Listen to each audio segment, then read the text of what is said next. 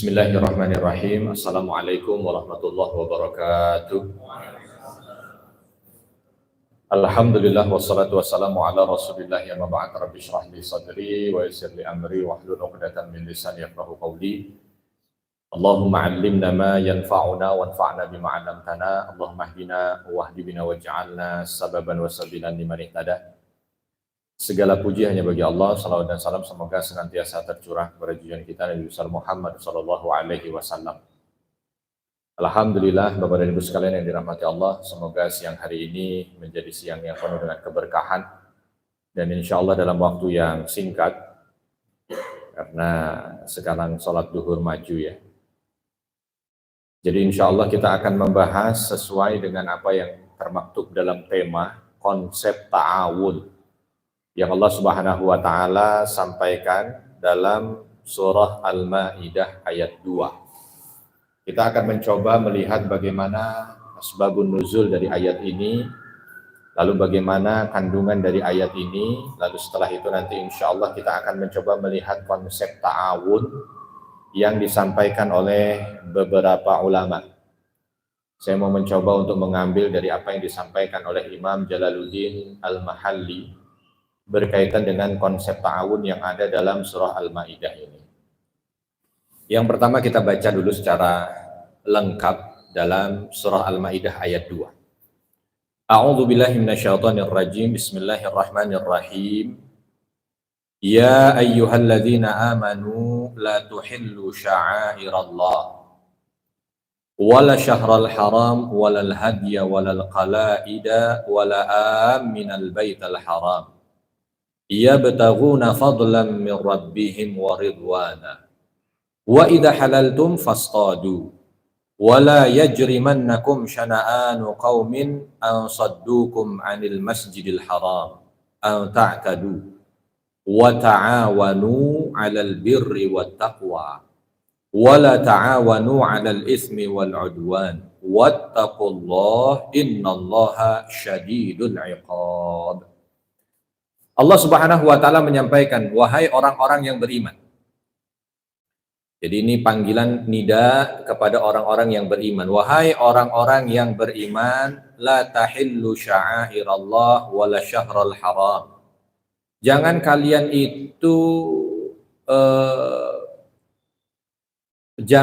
itu mencederai syiar-syiar Allah. Ini kaitannya dengan masalah proses haji. Kala itu ketika ingin berangkat haji maka orang bersama dengan kafilah-kafilahnya. Kala itu orang ketika berangkat haji maka mereka berombong-rombongan. Maka diminta untuk menjaganya. Dan juga jangan mencederai, di antara yang dicederai adalah syahrul haram. Jangan dicederai bulan-bulan haram. Dengan apa? Dengan peperangan. Karena kala itu sebelum Islam datang pun orang-orang Arab itu sudah menghormati bulan-bulan haram untuk tidak melakukan peperangan di dalam. Dan ketika Islam datang, ini termasuk bahagian yang melegitimasi untuk diteruskan budaya itu. Artinya ketika sampai pada bulan-bulan haram, jangan kalian cederai dengan peperangan. Karena sebelum ini, walaupun orang-orang Arab pada masa itu menjaga bulan-bulan haram untuk tidak dilakukan peperangan, tapi kadang-kadang mereka mencederai dengan berbagai macam hilah, dengan berbagai macam tipu daya, ya, sehingga bulan haram tetap saja di saat mereka merasa ini adalah momen mereka bisa memenangkan pertempuran, maka kadang-kadang mereka mencederai. Berikutnya walal hadiya walal qalaid. Al-hadi itu adalah hewan-hewan yang memang dipersembahkan khusus bagi jamaah-jamaah haji, mereka bawa untuk datang ke tanah suci untuk dijadikan sebagai sedekah, sembelihan, korban. Wal qalaid, qalaid juga sama. Qalaid itu adalah hewan-hewan yang kala itu, yang sekarang mungkin ini sebahagian sunnah yang agak sedikit terlupakan. Jadi kalau orang-orang zaman dahulu itu ketika mereka ingin melaksanakan aktivitas haji, mereka membawa hewan-hewan yang akan disembelih di tanah haram, lalu diberi tanda, al-qalaid. Ya, qalaid itu seperti kalung gitu ya, diberi tanda. Sehingga hewan-hewan ini jangan dirampok. Sehingga hewan-hewan ini jangan dicederai, sehingga hewan-hewan ini jangan diganggu. Kalau perlu hewan-hewan ini dimuliakan, diberi makan yang bagus. Walau mungkin bukan hewan kita, tetapi diberi makan yang bagus. Sebab apa? Sebab ini akan dipersembahkan kepada Allah Subhanahu wa taala di tanah suci, dan dagingnya akan diberikan sebagai bahagian daripada sedekah. Nah, ini juga di antara konsep nanti yang kita akan lihat dalam kaitan ayat ini atau kondisi ini, peristiwa ini dengan ayat yang ditutup dengan perintah ta'awun. Wala aminal baitul haram, begitu juga jangan kau cederai keamanan Baitul Haram, ya. Yang memang Baitul Haram, Masjidil Haram, Ka'bah itu diperuntukkan untuk mereka-mereka yang datang, ia bataghuna fadlan min rabbihim wa ridwana, yang datang mencari kemuliaan dari Tuhannya dan mencari ridha dari Tuhannya. Wa idza halaltum fastadu, ini berbeda lagi. Ya, tetapi masih dalam satu kesatuan. Kalau kalian sudah selesai melaksanakan aktivitas haji, fastadu, maka silakan kalian ketika ingin berburu, karena di antara larangan di saat orang melakukan ihram atau berpakaian ihram, di saat mereka sedang ihram itu adalah larangannya berburu. Tetapi ketika mereka sudah selesai, wa idza halaltum, setelah tahallul, ya, maka dipersilakan untuk berburu. Wala yajrimannakum syana'anu qaumin aw saddukum 'anil masjidil haram. Jangan karena ada perkara-perkara yang sifatnya subjektif antara kamu dengan seseorang, antara satu kaum dengan kaum yang lain, kalian kalian berlaku buruk kepada mereka, menjauhkan mereka dari Masjidil Haram. Ya. Maka ini perintah diminta untuk berlaku adil, ya, berlaku objektif kaitan dengan masalah Masjidil Haram. Karena kala itu orang-orang Quraisy ini ketika ada orang yang ingin datang ke Masjidil Haram, maka dilihat dia ini ada masalah nggak dengan kita. Kalau ada masalah, larang. Ya, kalau mereka itu ada persaingan dagang dengan kita, maka jangan pernah mereka bisa menginjakkan kaki di Masjidil Haram. Jadi begitu, urusan politik masuk, urusan ekonomi masuk. Maka Allah Subhanahu wa taala sampaikan, jangan begitu. Ini urusannya urusan akhirat. Urusannya urusan ibadah. Jangan masukkan politik dalam ibadah, jangan masukkan ekonomi dalam ibadah. Maka bebaskan tempat ini untuk siapapun dari golongan manapun, berwarna kulit ras dari manapun. Ya, tidak diperbolehkan ada unsur-unsur duniawi sehingga membuat orang tidak adil ketika ada orang yang ingin datang ke Masjidil Haram. Wa ta'awanu, baru setelah itu ayat yang menjadi syahid atau menjadi inti dari kajian kita pada kesempatan siang hari ini disampaikan oleh Allah Subhanahu wa taala. Tapi kalau umpama penggalannya langsung kita ambil di akhir ini saja, kayaknya tidak ada gambaran tuh di awal. Kalau umpama kita sampaikan di awal, karena memang Allah Subhanahu wa taala jadikan dalam satu kesatuan ayatnya, maka ada sedikit gambaran kira-kira apa yang diinginkan oleh Allah Subhanahu wa taala dalam ayat ini. Wa ta'awanu 'alal birri wat taqwa. Maka kalian diminta untuk saling bekerja sama dalam hal albir. Bir itu adalah kebaikan yang di atas itu. Ya, jadi kebaikan itu dalam bahasa Arab itu ada macam-macam ya, ada al-khair. Ya, nah di atasnya itu albir. Inti kebaikan yang sifatnya lebih general. Yang sifatnya itu lebih luas gitu, ya, itu yang disebut dengan albir. Maka apa bedanya makna albir, al-khair, ya. Albir itu di atas. Wa ta'awanu 'alal birri, bekerjasamalah kalian itu untuk menciptakan sesuatu nilai kebaikan. Wat taqwa, dan nilai ketakwaan. Jadi kadang-kadang ada, kenapa dipisahkan antara albir dan takwa? Karena albir itu urusannya nanti antara muamalah antara satu dengan yang lain. Tetapi itu sudah menjadi nilai bersama, kebaikan bersama. Contoh, kalau kita bicara tentang mencuri. Ya. Mencuri ini bukan hanya sekedar urusan umat muslim yang mengatakan bahwa itu buruk. Enggak. Semua juga buruk. Ya. Merampok, semua juga buruk. At-taqwa itu lebih kepada urusan individu dengan Allah Subhanahu wa taala. Yang mungkin tidak semua orang merasa bahwa ini adalah sebuah kebaikan. Ya, karena ini prinsipnya ibadah. Contoh misalkan sholat itu buat kita baik. Ya, mungkin buat keyakinan yang lain mereka tidak akan melaksanakan sholat, tetapi kita. Jadi prinsip yang disampaikan oleh Allah Subhanahu Wa Taala di sini double. Ta'awanu 'alal bir wa ta'awanu 'alat taqwa. Diminta untuk bekerja sama untuk merealisasikan kebaikan yang sifatnya itu universal, dan diminta untuk berbuat baik, diminta untuk saling bekerja sama untuk mewujudkan gitu ya, kebaikan yang sifatnya mungkin ketakwaan, yang sifatnya itu khusus, eksklusif untuk kita sebagai umat muslim. Lalu Allah Subhanahu wa taala sampaikan larangan, wala ta'awanu 'alal itsmi wal 'udwan. Jangan kalian itu kerjasama, saling bantu-membantu kaitan dengan masalah dosa dan keburukan.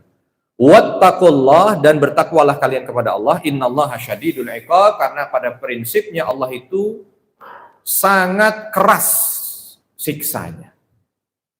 Yang pertama, Allah Subhanahu wa taala perintahkan ta'awanu 'alal birri wattaqwa. Kita diminta untuk bekerja sama mewujudkan kebaikan yang sifatnya universal, dan diminta untuk mewujudkan kebaikan yang sifatnya itu eksklusif ya, sebagai sesama muslim. Jadi kalau kita lihat, Masya Allah, Alhamdulillah ya, ada beberapa yang mungkin kita lihat ya, yang sifatnya universal gitu. Ada zaman dahulu itu kita kalau namanya ke terminal ya, itu biasanya kita akan merasa tidak nyaman, tidak aman. Orang bilang jangan ke terminal lah, kalau udah jam 5 jangan ke terminal. Kenapa? Ya pokoknya janganlah, banyak copet, banyak rampok, banyak orang. Atau mungkin ke pasar juga begitu. Jangan ke pasar, kalau udah begini ini ngeri. Tapi Alhamdulillah, sekarang tidak. Bahkan sekarang ada beberapa yang terminal ataupun pasar itu yang justru nyaman sekali. Ya. Justru nyaman sekali. Kalau kita datang ke sana, nggak ada rasa takut sama sekali, tidak ada. Tidak ada rasa ngeri sama sekali, tidak ada. Nah, kalau kita tanya, apa yang bisa membuat orang kok berubah? Dulu kalau orang datang ke pasar takut, dulu orang datang ke terminal takut, sekarang enggak. Ya. Dulu orang datang ke stasiun takut. Atau sekarang beberapa tempat di pasar-pasar yang dulu terkenal kalau datang ke sana, waduh, jangankan megang, ngeliat aja langsung kalau nggak beli. Atau kadang-kadang kita takut, misalkan nanti ditipu, apa segala macam. Sekarang tidak. Ya. Di antaranya, ini praktek dari apa yang ada di sini, mereka saling ta'awun 'alal bir. Mereka saling kerjasama dengan kebaikan. Mereka yang takut, kalau kita punya toko, kita punya pasar, kalau kita nggak jaga, pasar kita sepi, orang pada lari ke sana. Sebab apa? Di sana mereka merasa nyaman. Mereka tidak ada rasa takut untuk dirampok, tidak ada rasa takut untuk ditipu. Ya, masuk itu rasanya nyaman. Akhirnya apa? Mereka pada kesana semua. Ya, sehingga rasa-rasa yang seperti ini yang diciptakan oleh masing-masing individu, yang akhirnya membuat kebaikan tersendiri. Ada yang, jangan macam-macam deh. Kalau macam-macam kita sendiri yang rugi. Ini nama baik kita juga. Sehingga kalau kita mampu untuk bisa membuat nama baik, orang akhirnya jadi respect dengan kita. Kan begitu. Ya. Tempat parkir. Kalau tempat parkir dulu naruh sembarangan, takut helmnya hilang, takut apa. Tiba-tiba ada satu tempat parkir yang dia itu kalau di sana ditaruh kunci ketinggalan pun, itu orang akan rasa nyaman aja, lega, biarin aja lah. Biasanya kalau di sana kunci ketinggalan akan diambil dan diamankan dan tidak akan pernah ada yang, luar biasa begitu. Ya, sehingga kebaikan universal itu terjadi. Nah, ini sebabnya apa? Sebabnya tadi ta'awun 'alal bir, saling menjaga. Ya, agar apa? Kebaikan itu terlaksana. Sama at-ta'awun 'alat taqwa, menjaga untuk saling bantu-membantu dalam ketaatan dan ketakwaan. Sebagai prinsip, kita sebagai seorang muslim bukan hanya 'alal bir, tapi 'alat taqwa. Bagaimana saling bantu-membantu itu untuk proses meningkatkan ketaatan dan ketakwaan. Ya, model seperti ini juga bahagian dari seperti itu kan. Ada masjid yang nyaman, ya, ada masjid yang enak gitu. Sehingga ketika orang datang ke sana itu rasanya enak ya. Rasanya nyaman, terfasilitasi dengan baik. Orang sholat bisa khusyuk gitu. Tidak bingung dengan apa yang contoh misalkan hiruk pikuknya apa segala macam. Alhamdulillah sekarang modelnya begitu kan. Bahkan mal-mal sendiri itu mereka berusaha untuk menyiapkan tempat ibadah yang nyaman. Karena memang orang-orang sekarang sudah berpikir di saat dia belanja, dia juga tidak mau ketinggalan waktu terbaik untuk ibadahnya. Oh, Masya Allah, luar biasa. Sekali lagi, ini persis dengan apa yang terjadi pada masa itu. Orang bingung ketika datang ke Masjidil Haram, itu suasananya kadang-kadang di tengah jalan orang tahu gitu, ada perampokan. Sehingga mereka akhirnya menunda untuk tidak datang ke Masjidil Haram. Mereka tahu ketika datang ke Masjidil Haram bawa hewan-hewan yang akan mereka korbankan di sana, sembelihan yang akan dijadikan sedekah, ternyata di tengah jalan diambil. Sehingga apa? Yang repot orang-orang yang ada di Masjidil Haram itu sendiri. Nggak banyak orang yang datang untuk melaksanakan aktivitas ibadah di sana, dan tidak banyak sembelihan-sembelihan yang itu akan disedekahkan oleh orang-orang yang ada di sana. Sehingga apa? Akhirnya mereka membuat sistem menjaga. Ya, dan penjagaan itu sukarela, tidak harus dengan aktivitas yang berbayar. Orang-orang kafir, orang-orang Quraisy kala itu, ya, akhirnya mereka membuat sistem sendiri. Dah kamu jaga di sana. Begitu ada kelihatan orang mau datang ke Masjidil Haram, ini sebelum disyariatkannya haji. Ada orang datang ke Masjidil Haram, mereka ingin melaksanakan aktivitas ibadah di seputaran Ka'bah, jaga. Karena ternyata mereka datang itu membawa kebaikan. Mau tidak mau mereka akan menginap di situ, mau tidak mau mereka akan makan di situ, mau tidak mau. Apalagi ditambah mereka datang membawa hewan-hewan yang akan disembelih sebagai sedekah yang akan diberikan kepada orang-orang yang ada di sana. Akhirnya mereka jaga. Ya dari ujung jalan, ya dari ujung negeri itu udah dijaga gratis, nggak ada masalah. Pokoknya mereka diperlakukan dengan sebaik mungkin, dan ternyata itu memakmurkan Masjidil Haram. Oleh sebab itu dari sini kita bisa melihat Allah Subhanahu wa taala memberikan satu arahan kepada kita. Bahwa ketika kita itu tidak ego, bukan hanya sekedar mikirin kita, maka ya justru yang baik bukan cuma kita. Yang baik, yang lain ikut baik. Mungkin kalau kita melihat ada di masa-masa ya barang 5-10 tahun yang lalu, atau 10-20 tahun yang lalu, ada tempat yang seolah tempat itu ya mungkin aktivitas ekonomi lah gitu. Itu ada nilai monopoli, ada nilai penindasan, ada nilai kekerasan. Mungkin yang kuat akan menang gitu. Dia akan dapat itu. Pokoknya begitu datang, premanisme ada di sana. Mungkin akan yang memiliki kekuatan akan mendapatkan keuntungan. Tetapi ternyata apa yang disampaikan oleh Allah Subhanahu wa taala dalam Al-Qur'an membuktikan tempat yang seperti itu enggak tahan lama.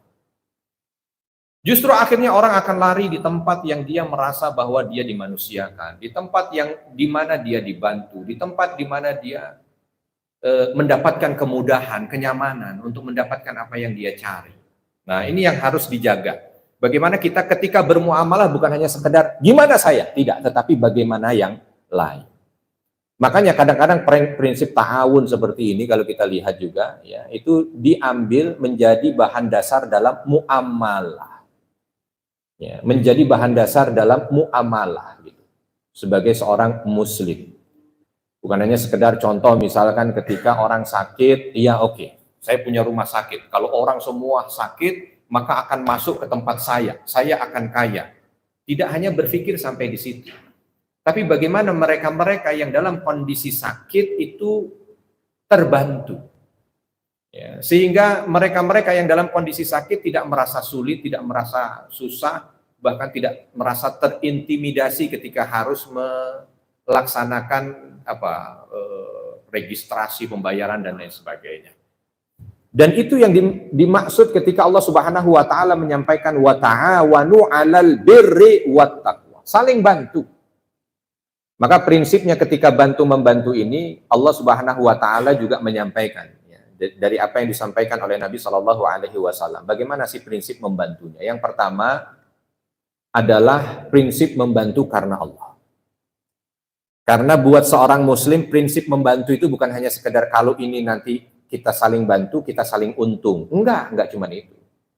Kalau kita prinsipnya hanya sekedar duniawi, keuntungan yang diterima sangat kecil itu dalam kacamata seorang muslim. Makanya prinsip membantunya itu karena Allah. Ya. Barang siapa, kan ada yang disampaikan oleh Nabi Shallallahu Alaihi Wasallam. Ada orang yang ketika 3 sifat itu ada dalam aktivitasnya dia, maka dia akan merasakan halawatul iman.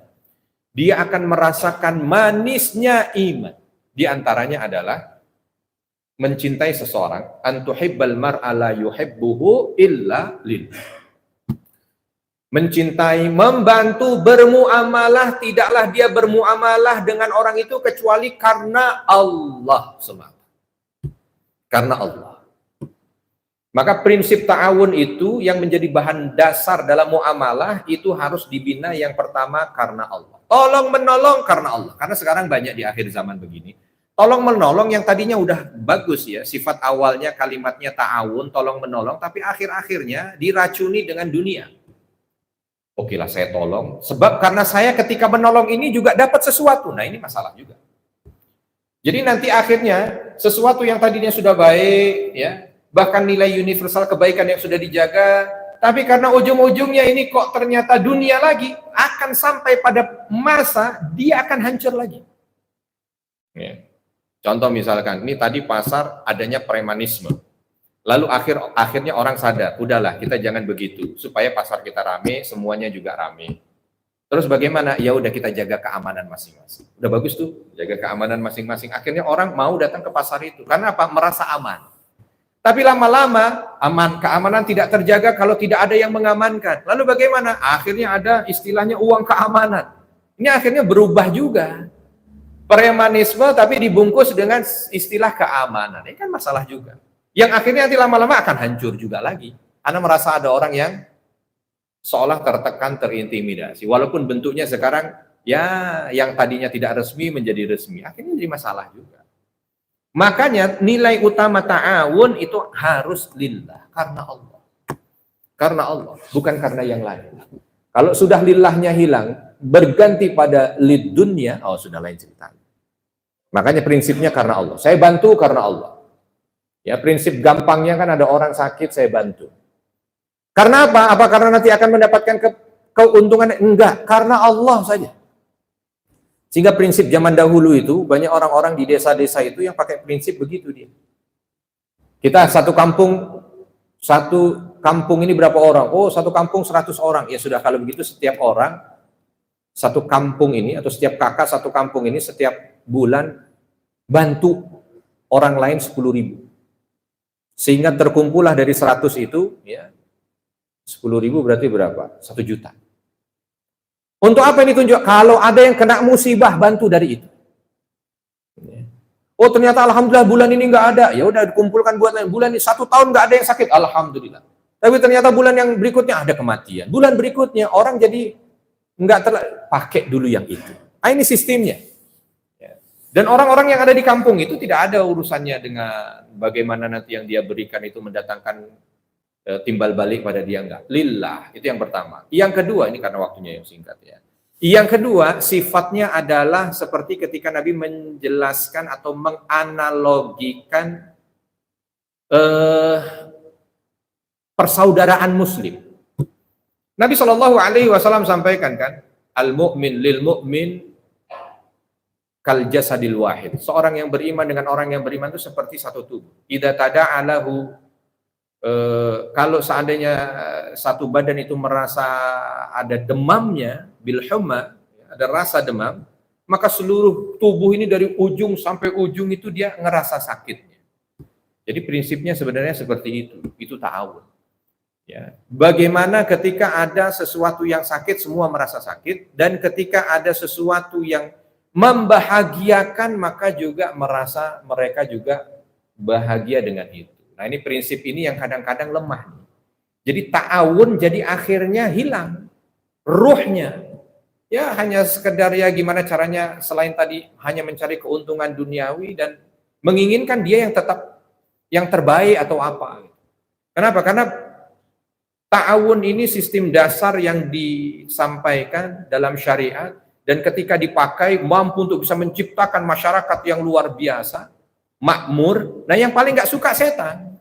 Sehingga dia akan memasukkan tuh benih-benih iri, dengki. Makanya ada sifat-sifat yang disingkat dengan SMS gitu kan.